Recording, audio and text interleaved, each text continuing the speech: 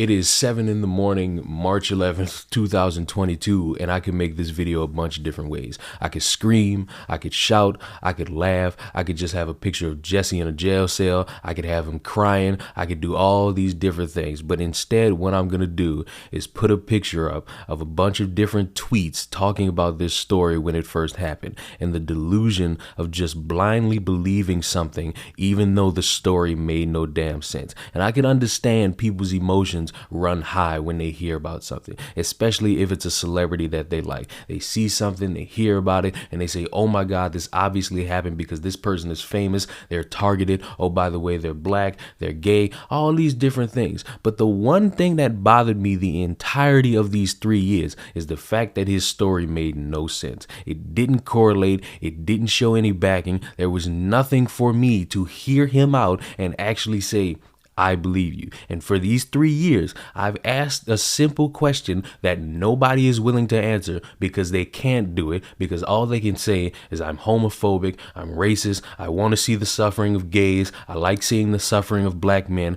All I've asked is that if there is so much proof that he is guilty, where is his proof of innocence? And throughout all of this, he didn't show it. I had to watch for 5 hours a live stream where this dude sat back and let a bunch of other people talk for him. The grandma got on the stand and looked at the camera and said the media is doing a bad job. She looked at the judge and said, if you send him to jail, send me to jail. His brother got up there and talked. His friends got up there and talked. Samuel L. Jackson sent a letter. BLM sent a letter. I heard all these good words about Jussie, how he's a great person, how he's a great man, how he's done all this community work, and that's all great, but that doesn't show any proof of innocence. If that's the case, then all these school shooters, R. Kelly, Bill Cosby, all these different people who have done criminal things, oh, just get a bunch of people to get on the stand and write letters and saying he's a good person. How could he do this? That weird tactic, I honestly thought would work, and I'm surprised that it didn't.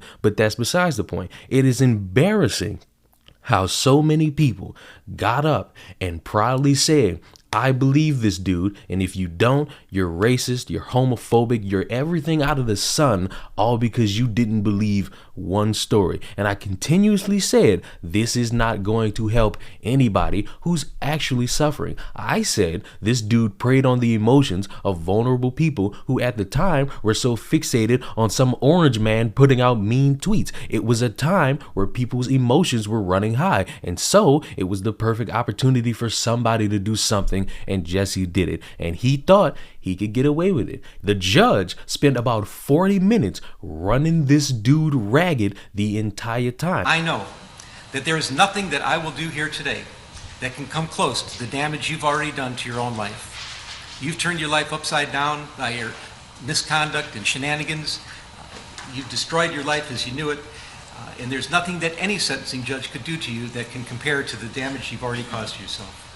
And although he had that mask on, you could see it in his eyes. He was mad that this person was not sitting there and coddling him and holding his hand and praising him and saying all these good things, because in the reality, all those good things don't matter when you actually do something that doesn't help anybody. So here we are, a $25,000 fine, $120,000+ restitution, 30 months probation, and 150 days in jail. And I have to ask all you supporters, is this what you wanted? Is this the outcome you thought this was going to be? Did you think this man was honestly going to walk out a free man and prove to everybody that the system set him up to fail because he's black and gay? The honest answer is no. You shouldn't have expected that. You shouldn't have expected him to walk in and face no punishment. I thought he was going to get a big fine, $25,000 and restitution.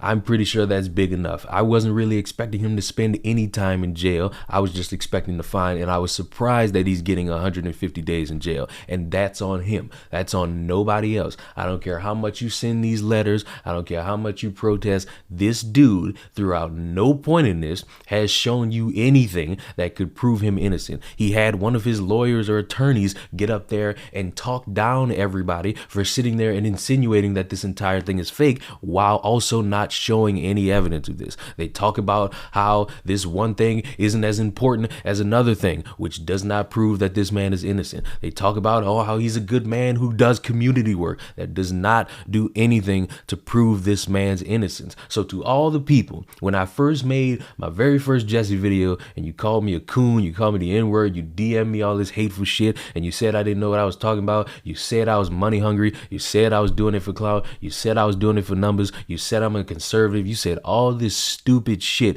because you couldn't create an argument that proves this man innocent. I just got one thing to say to you. I'm sorry you feel so emboldened to just believe people who tell you something, but fuck you. You backed the wrong horse. You didn't even want to consider the possibility that this man lied to you. You just wanted to live in the delusion that is, hey everybody, I'm black, I'm gay, and all the time people talk about how we're victims. This obviously happened to me. This obviously is something we should care about, and the more and more people don't, it proves that America is homophobic. It proves that America hates gays. It proves that America is racist. And you used all these words and you said all this shit, and it didn't do anything to help prove that this man is innocent. I wanted to believe that somebody just jumped him. I wanted to believe it was some racist bigot who was out there in the snow just jumping people at random, because that instilled fear in people. That instilled a level of fear in people that, hey, somebody might jump them because they look a certain way or they do something that somebody doesn't like. That's an honest reaction to first hearing about this, because that's a human instinct to think, hey, because this happened, it might happen to me because of who I affiliate with, what I do with my life, and how I go about my life and the color of my skin. But to publicly embarrass yourself for 3 years